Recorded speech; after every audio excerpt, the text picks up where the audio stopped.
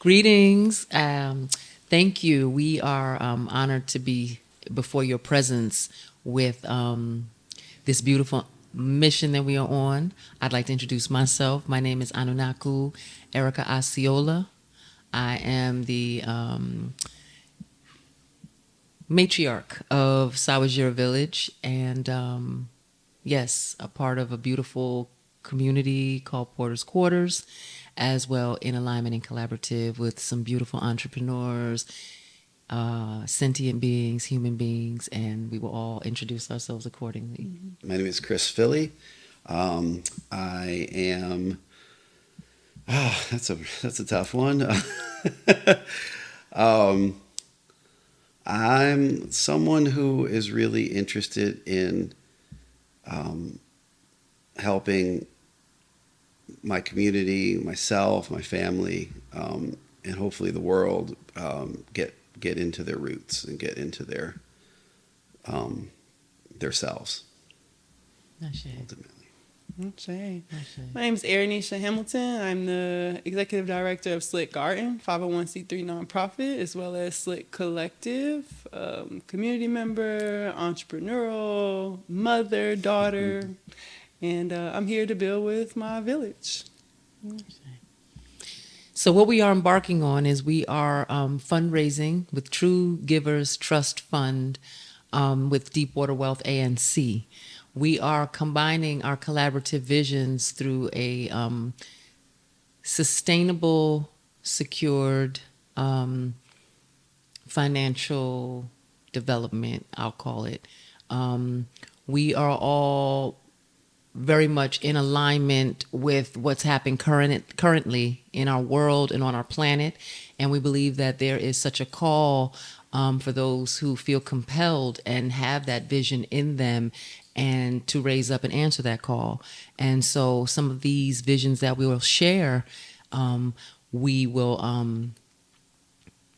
are not necessarily new. Like, this is what's happening on a worldwide level. But we just felt compelled to come together and put voice to it, action to it, inspired action. And there is an urgency, as well as, us wanting to enjoy the life that we live, but recognizing the echoes of our collective brothers and sisters. Everybody's experiencing this life and what we're going through in this era in different capacities. And so I believe that we all came together to fundraise because a lot of it is financial stability, sustainability that we are all in need of. But ultimately, it's really not about the financial sustainability. It's about your mental wellness. It's about you having sustainability within your capacity to create, whether the business shuts down or the corporation closes. It's having a roof over your head and not having to deal with that level of uncertainty. It's having safe space. It's having enough food, quality food. It's about having education, higher learning that really supports our youth to become who they are meant to be and not continue to channel and funnel down a debt slavery that won't guarantee their sustainability and their livelihood as they're evolving and developing. So a lot of that is the initiative, the passion. Mm-hmm. Yeah, and if you're not already, tapped into what's happening in our sphere as far as things like Project 2025, right? Like, we have to take what's happening in our future into our own hands. So a lot of what we're doing as a collective around this trust fund that we are birthing together is to do that, is to put our future into our own hands. So as we take on these different pillars of building our community, one that I'm looking at and focusing on is entrepreneurship, right? Some people may have never explored entrepreneurship and desiring to do so. This can be a safe space for that. Some people may be exploring just financial literacy in general, right? This can be a safe space to do that as we create our community together. One of the things that myself, as we're raising this $250,000 just to birth where we're going, it's so much more that will be pouring into that. But that seed of where you will be contributing will grow, right? Grow into so much more. As we grow on our farm, we're also wanting to grow within our community, and people that are coming into our spaces for different things, whether it's housing, whatever support that they're needing, we're looking at each pillar individually in developing that pillar to serve not only ourselves, but also the community and the collective. Yeah,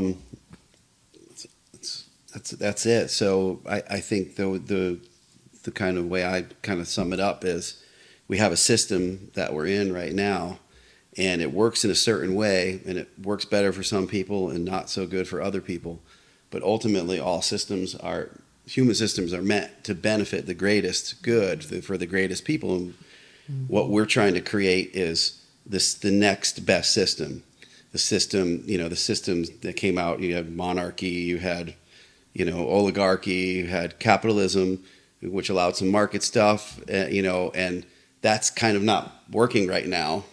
Not for everybody, that's for sure. We think we can use what we have, the tools we have, and get back to our kind of roots and see how do these things work for humans in general, and bring out the best, because there are surgeons and scientists who are dying in gutters right now, who never had a chance, and we are losing like our best and brightest in many senses, and our earth is dying.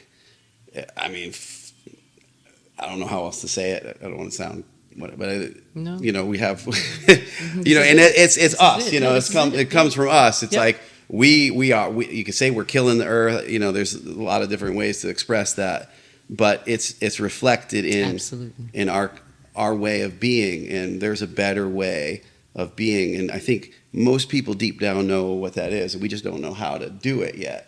And within the system we have, so we got to try. Finances is an important part of it. We got to try something, and healing those wounds. I have a huge finance wound. I hated money. I hated even capitalism at first. I consider myself an anti-capitalist. Now I'm like post-capitalism. It's not necessarily bad. There were worse things, and there are, it's ultimately it's about bringing out the most freedom in people and the best in people. So how do we create a system that really allows people to thrive, and allows everybody to thrive? And I believe that window is now. I believe that opportunity is now if we're willing to take the step up. I think that's exactly what we're doing, because not only is the planet dying, people are going to suffer worse internally, mentally, emotionally, they're going to, there's a lot of fractures that are happening because people don't have a lot of the tools, because the education system did not set them up for that. The food has no nutritional value to sustain the brain and all the functioning parts that need those nutrients to even just sustain. Nervous systems are going down because people don't know what to do with uncertainty. And even your highest level of faith requires a level of deepening. And that's what I love about this collaborative here, working with the 6 pillars, is it encapsulates food growing land. It encapsulates shelters and building, and, teaching people how to build their own homes. And once they have land, and then you go into the spirituality, cultivating those roots, and also inspiring a level of nurture that is required, as well as the safety, as my sister just spoke of. The 4th pillar is arts, film and music, because that is therapy. Art is it. Tapping into the creative being is so important for youth. And then there's the leadership, because they need to know how to move in that, because it requires certain characteristics. And then you have the entrepreneur, who will teach you how to brand and to develop, on so many levels, and so it's a whole thing happening, and I love it, because we're dealing with gentrification. We're dealing with, miseducation. We're dealing with a lot of things right now, and I see a glorious, glorious future. I do. I see the end game, and I'm grateful to have beautiful beings and those who will join us, because I see this being global. I see my sister entrepreneur here teaching this to other communities and villages, and raising up youth to teach this as well, flying abroad and people coming to exchange what we know. You know what I mean? Knowledge, food, because we have a lot of students here as well. And that experience in themselves, when they experience what we're doing in our community, is healing already. Yeah. They feel it and they need it. It's about the children. Right. And I think a lot of the foundational work that we're doing is based in education, right? Like we see simple as our history, right? Being taken out of the school system, it being illegal. We have retired teachers in our community that retired because they didn't want to lose their retirement pension because they wanted to share true history. So those teachers who are retired from teaching, they're in the community like, where can I teach? Where is a safe space for me to be able to share knowledge and information? So a lot of what we're doing is rooted in education, and to just share a little bit of our goal, right? What's the outcome? Why contribute? Why give to this mission, this purpose? I think collectively our goal is to create a sustainable community, right? Imagine a tiny house community where you're able to step outside and you step into the land where you grow the food, right? Or your community grows the food and it's full of nutritional value, and you don't have to worry about ownership, right? Because we've structured that out and we can help provide that sense of ownership. So you feel safe and secure with where you raise your family, but then everything around it is to benefit you and your well-being and your wholeness. Everything. A lot of what's lacking in what we have today. So as we get back to being happy, whole humans, we can find our passions and our purpose and be able to pour into those things, but then take your skills and your knowledge and your information, and that goes back into ciphering itself to educate our community outside of these structures that have been created for us, that's trying to redefine who we are. So a lot of what we're doing now is to be able to create this community that we envision as a collective. And I'm excited to do this work with you all. These are our inheritances, people. These are our, look at this, genius. And this is coming up with something positive, and like you look out and there's so much negativity. There's so many. You don't hear about this. Yeah, you don't, like what is the hope? Like what Yes. you see all the dystopian, Right. like AI comes and we're all, we're fighting the robots and stuff. It's like, what is a positive view for humanity? Right, and right. I think it's really going back to our roots. Where It's we came indigenous. From. It is indigenous. It's really indigenous.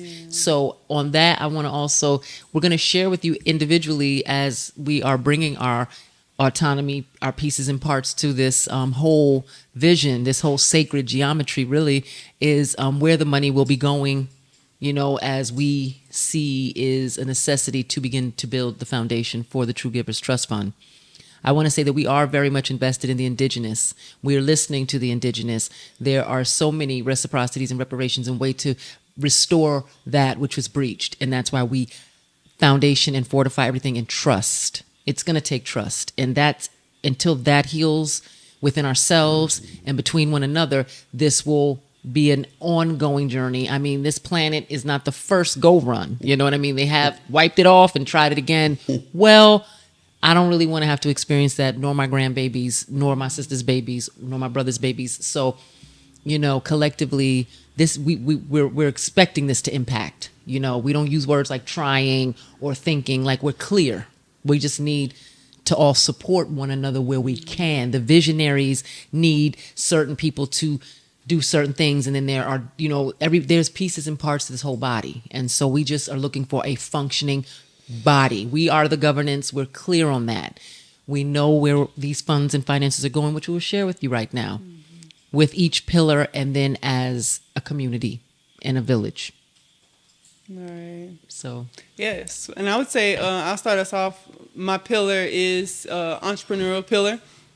Right. And I believe utilizing myself as an example as to how I teach and I share. And a big part of my Slick Garden pillar that we're working on is housing, right? What does it look like? We look at tiny houses and we've been in a tiny house since 2019. So we got our first tiny house in 2019. It became what we call the Slick House. And it's been a safe space where our ambassadors are able to come in and learn to grow their own food, or just we started really small with indoor growing our own herbs and seasonings and things that we can utilize and cook with. And then as of maybe 2 years now, a year and a half, we expanded to the Porter's Quarters community, which is a known historical Black community. And Chris has been gracious enough to let us grow in this land and in this space. And through that growth, we've been able to partner with Master Farmer Otis, where we have broadened our awareness and our knowledge around growing food and the benefit of growing food.